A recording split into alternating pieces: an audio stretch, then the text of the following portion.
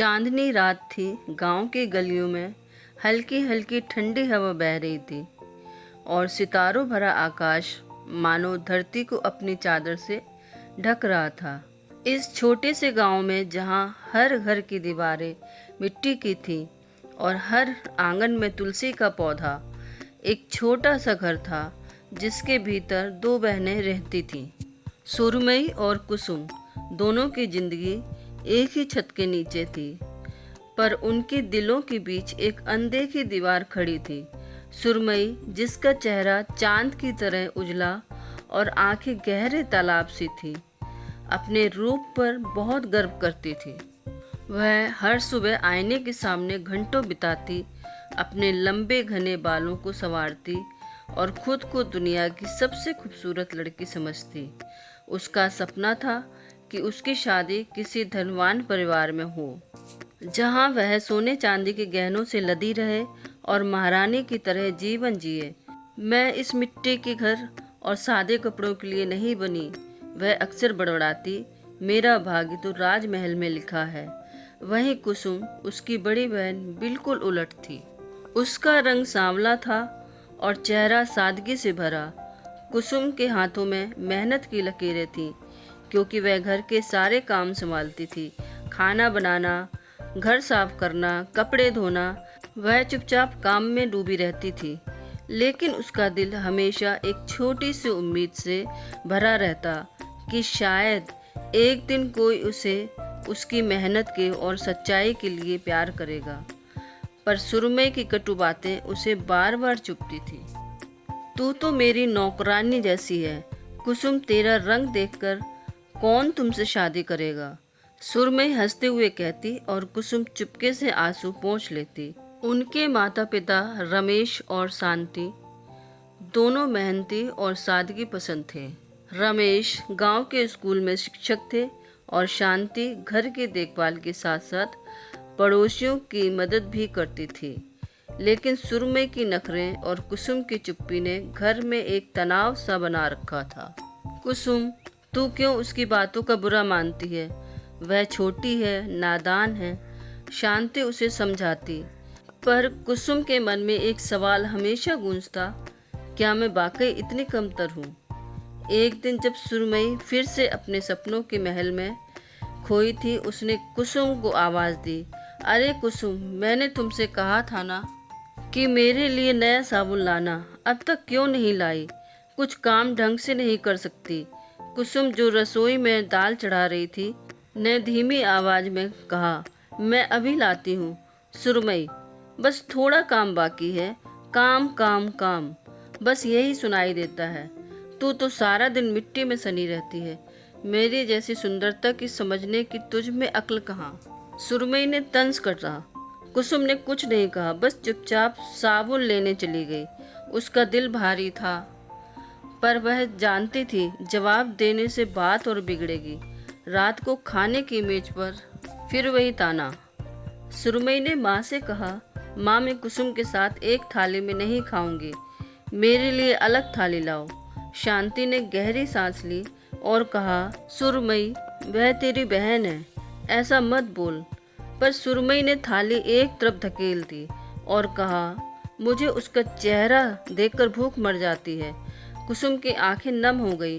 वह चुपचाप उठी और अपने कमरे में चली गई। वहां अकेले में उसने अपने तकिए में मुंह छिपाकर रोना शुरू कर दिया।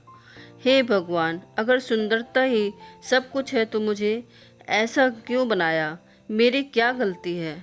उसकी आवाज़ कांप रही थी। इधर गांव में खबर फैली कि पास के शहर से एक धनी परिवार की नज़र सुरमई पर पड़ी थी।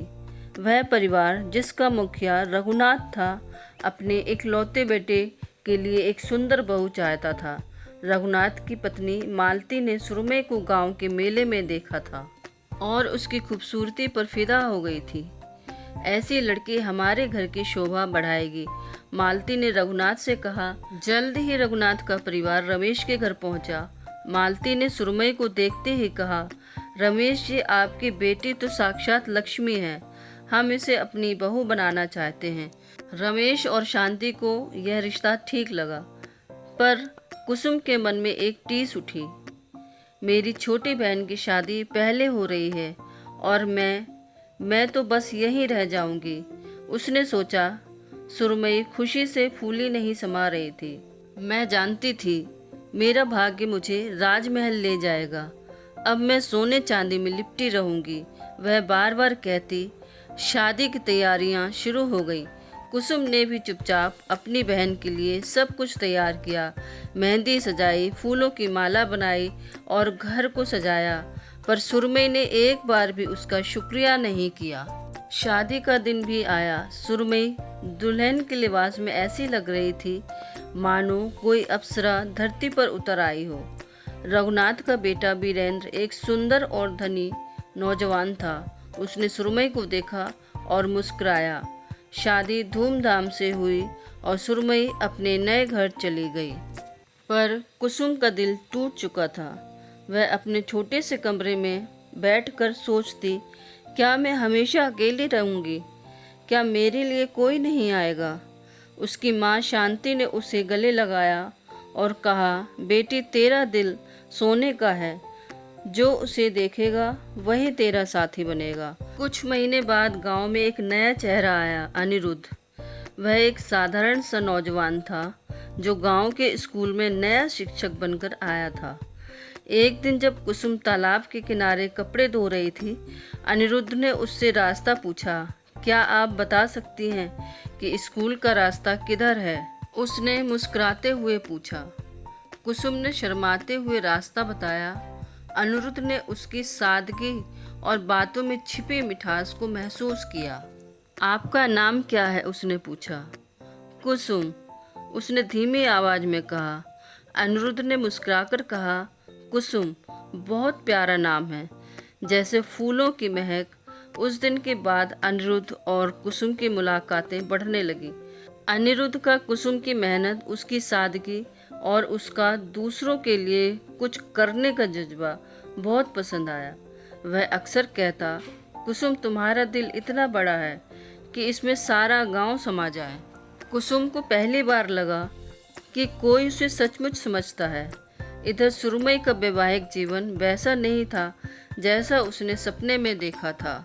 वीरेंद्र और उसका परिवार उसकी खूबसूरती पर तो फिदा थे, पर उसके घमंड और नखरों से तंग आ चुके थे। मालती, उसकी सास, उससे कहती, सुरमई घर में थोड़ा काम भी कर लिया करो, सुंदरता से पेट नहीं भरता। पर सुरमई को यह सब अपमान लगता। मैं नौकरानी नहीं हूँ, वह तुनक कर कहती। धीरे धीरे वीरेंद्र और सुरमई के बीच तकरार बढ़ने लगी। एक दिन जब सुरमई ने वीरेंद्र से सोने की पायल की मांग की तो वीरेंद्र गुस्से में बोला, सुरमई, तुम्हें सिर्फ गहनों की पड़ी है, क्या तुम्हें परिवार की इज्जत, प्यार और सम्मान की कोई कदर नहीं? सुरमई ने जवाब दिया, तुमने मुझे गहने देकर लालच दिया और अब मुझे कंजूस कहते हो। बात इतनी बढ़ गई कि मालती ने सुरमई को घर छोड़ने के लिए कह दिया। हमारे घर में घमंड की कोई जगह नहीं, उसने सख्त लहजे में कहा। सुरमई, जिसने कभी सपने में भी नहीं सोचा था कि उसका वैभव छिन जाएगा, टूट चुकी थी। वह अपने मायके लौट आई। घर में कदम रखते ही उसने कुसुम को देखा, जो अनिरुद्ध के साथ सगाई की तैयारियां कर रही थी। अनिरुद्ध ने कुसुम से शादी का प्रस्ताव रखा था और रमेश शांति ने खुशी खुशी हामी भर दी थी। सुरमई को अपनी गलती का एहसास हुआ। उसने कुसुम से माफ़ी मांगी। कुसुम, मैंने तुझे बहुत दुख दिया और घमंड ने मुझे अंधा कर दिया था। तू मुझसे 1000 गुना बेहतर है। कुसुम ने उसे गले लगाया और कहा, सुरमई, तू तो मेरी छोटी बहन है, मैं तुझसे कभी नाराज नहीं हो सकती। कुसुम और अनिरुद्ध की शादी सादगी से हुई। उनके छोटे से घर में प्यार और सम्मान की महक थी। सुरमई ने भी धीरे धीरे अपनी सोच बदली। वह कुसुम से प्रेरणा लेकर मेहनत करने लगी और गांव में बच्चों को पढ़ाने का काम शुरू किया। उसने समझ लिया कि असली सुंदरता चेहरे में नहीं, दिल में होती है। सच्ची सुंदरता रूप में नहीं, बल्कि दिल की सादगी, मेहनत और प्यार में होती है। घमंड इंसान को अकेला कर देता है, जबकि सच्चाई और प्रेम जीवन को सार्थक बनाते हैं। फिर मिलेंगे दोस्तों, जब तक हंसते रहिए, मुस्कुराते रहिए और अपना ख्याल रखिए। कहानी अच्छी लगी है तो जल्दी से लाइक कीजिए और सब्सक्राइब ज़रूर कीजिए। साथ ही बेल आइकन प्रेस कीजिए ताकि आगे आने वाली सारी नोटिफिकेशंस आपको मिलती रहे, और शेयर ज़रूर कीजिए। Thank you.